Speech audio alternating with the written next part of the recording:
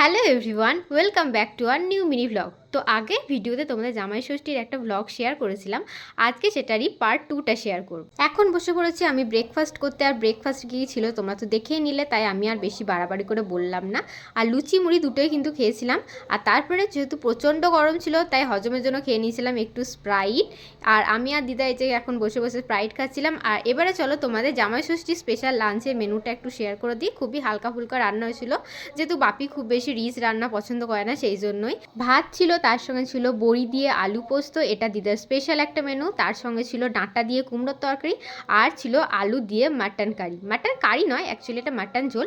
আর তার সঙ্গে ছিল মিক্স ফ্রুট চাটনি। মাটন কারিটা দেখতে দিয়েছিল, খেতে কিন্তু খুবই নর্মাল হয়েছিল, যেহেতু চর্বি ছিল সেই জন্য ওপরে তেলটা ওরকম ভাসছিল।